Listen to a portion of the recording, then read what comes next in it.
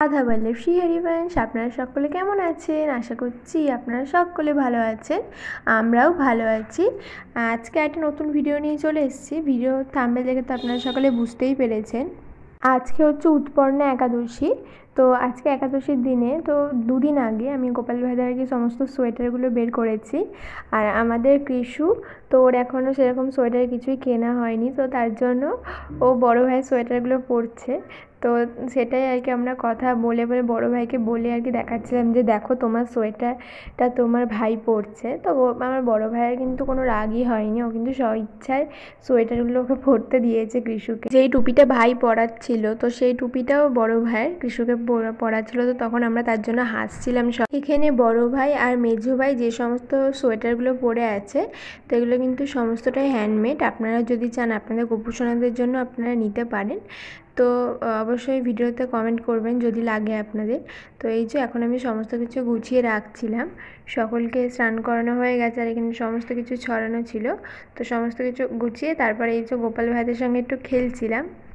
আর হ্যাঁ, আজকে গোপাল ভাইয়েরা স্নান করেনি, ওরা সকলে গা মুছেছে, কারণ মানে শীতকাল পড়ে গেছে, তো তার জন্য আর গোপাল ভাইদের এখন রোজ রোজ স্নান করাই না, মাঝে মাঝে স্নান করাই।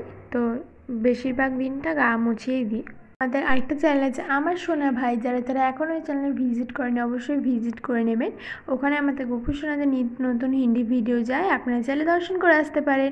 আর ভিডিওটা অবশ্যই সম্পূর্ণ দর্শন করবেন, কমেন্টে রাধে রাধে লিখে দেবেন।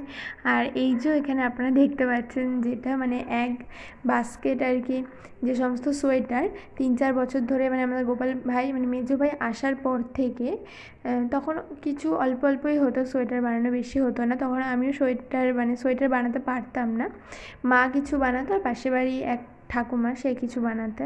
তো তারপরে আমাদের বড় ভাই আসার পরে আমি যখন শিখি উলের কাজটা, তারপর থেকে বানানো যত সোয়েটার তো সেগুলো আমি আপনাদের সকলকে এখন দেখালামই। আর এই যে দুটো কম্বলও ছিল গোপাল ভাইদের, সেগুলোও মা বের করে দিয়েছে, রৌদ্রে দিয়ে দিলাম। আর এখানে তুলসী মাইয়াকে আপনারা সকালে দর্শন করুন। আরও সোয়েটার আছে তো সেগুলো অন্য অন্য বক্সে ভরা আছে, সেগুলো নতুন নতুন সোয়েটার মানে কোথাও গেলে ওরা পরে।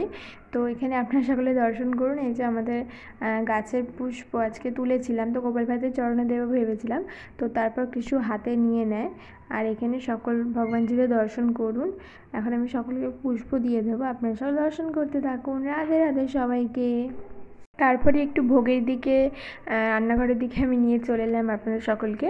তো এখানে এখন ভোগ তৈরি হচ্ছিলো, আজ যেহেতু একাদশী তো তার জন্য একাদশী ভোগ তৈরি হচ্ছিলো, আপনারা সকলে দর্শন করতে থাকুন।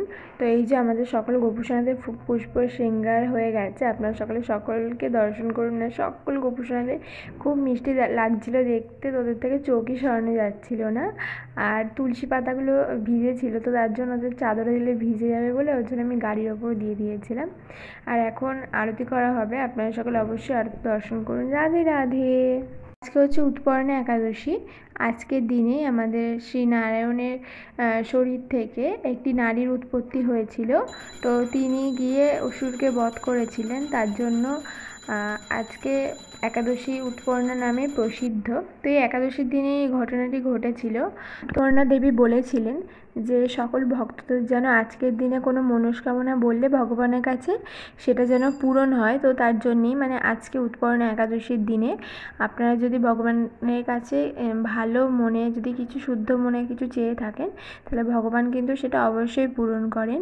তো এই ছিল আজকে উৎপর্ণা একাদশীর মাহাত্ম্য কথার মধ্যে। এখানে মা এখন সকল গোপুসোনাদের খাইয়ে দিচ্ছিল দুপুরবেলার ভোগ আর কি। তো আপনারা সকলে দর্শন করে সকলের মুখ খুব হাসি হাসি, একাদশীর দিনটা এলেই সকলে খুব খুশি হয়, কারণ ওরা সকাল থেকে রাত পর্যন্ত 3-4 বেলায় কিন্তু মায়ের হাতে প্রসাদ পায়, মানে এমনি দিনও মায়ের হাতে প্রসাদ পায়, কিন্তু একাদশীর দিনটা আমাদের গোপাল ভাইদের কাছে খুবই স্পেশাল।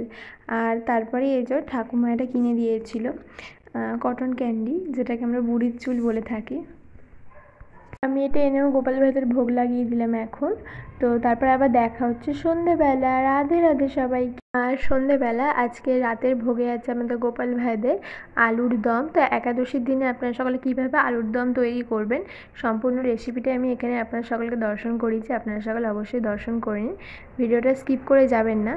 চ্যানেলে নতুন হয়ে থাকেন অবশ্যই চ্যানেলটিকে সাবস্ক্রাইব করে দেবেন, আর ভিডিওটা ভালো লাগে লাইক করে দেবেন, কমেন্টে রাধে রাধে লিখবেন, তাহলে কিন্তু আমাদের গোপাল ভাইটা খুবই খুশি হবে। তো এখানে খুব সহজ পদ্ধতিতে আর বেশিক্ষণ সময়ও লাগে না, অল্প সময়ের মধ্যেই ঝটপট করে তৈরি আমাদের একাদশী আলুর দম।